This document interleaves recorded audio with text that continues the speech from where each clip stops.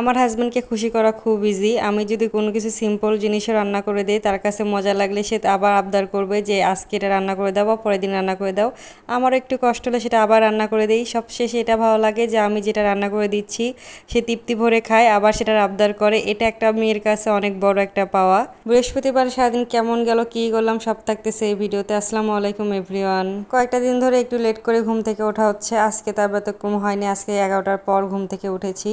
ওঠার পর রান্নাতে বসে গেলাম। আজকে কোনো রান্নার রেসিপি দিব না, আমার মেয়ে খুব জ্বালাচ্ছিল। পেঁপে ভাজি করেছি আর বেগুন ভর্তা করেছি। কালকে আমার হাজব্যান্ডের নাকি বেগুন ভর্তা খুব মজা লেগেছে, সেই জন্য আজকে আবদার করেছে তাকে বেগুন ভর্তা করে দিতে হবে। তো আজকে হুট করে ভাবলাম যে পেঁপে নিয়ে আসছিল পরশু দিন 3টা, সাথে পেঁপে ভাজিও করে দেই। একটা পেঁপে ভাজি করেছিলাম, এটা দিয়ে হয়ে গেছে দুপুরের খাবার দাবার। তো কালকে আমরা নিয়ে আসছিল ক্যান্টনমেন্টের, মেয়ে আর বাবাকে খাইতে দিয়েছি। তো আমার মেয়ে তো শুধু খেলতেছে, তার বাবার মুখ থেকে নিচ্ছে না, মানে 2টা চামচই তার লাগবে, একটাও দিবে না আমাদেরকে। তো আমার হাজব্যান্ডকে খাইতে দিলাম। আগের দিনে একটু চচ্চড়ি ছিল, ছোট মাছ বেগুন আলুর। খাওয়া দাওয়া শেষ করে বিকালের ভিতরে আমি পুরো বাসাটা ক্লিন করলাম, যেটা আমার রোজকার কাজ। আমার খুব ভালো লাগে, এটা একদম ফেভারিট পার্ট আমার লাইফের। প্রত্যেকটা দিন প্রত্যেকটা রুমের সব কিছু গোছায় রাখি, সব কাপড় চোপড় আলমারিতে গোছায় রাখি, মানে আমার বাসায় সব কিছু টিপটাপ থাকে। আর মেয়ের জন্য মেনলি এটা প্রত্যেক দিন বলতে আমার কাছে খুব ভালো লাগে। জানি না আপনাদের কেমন লাগে আমার এই গোছানো সংসার। এটা অনেক মেয়েরই স্বপ্ন থাকে, অনেক আর্মি ওয়াইফদের আছে, তাদের এখন পর্যন্ত ভাইয়ের পারমিশন হয়নি বা ফ্যামিলি ক্রাইসিসের জন্য ফ্যামিলি নিয়ে আসতে পারে না।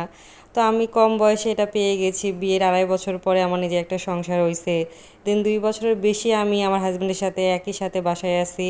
এটা আমার জন্য হিউজ একটা পাওয়া, আলহামদুলিল্লাহ। তার জন্য রান্না করে ওয়েট করি, চোখের সামনে মেয়েকে বড় হওয়া দেখতেছি। আলহামদুলিল্লাহ, জীবন এখানে সুন্দর। আমার হাজব্যান্ড সন্ধ্যা দেখে আসার সময় আবার পটল নিয়ে আসছে, সে নাকি পটল ভর্তার ভাজি খাবে।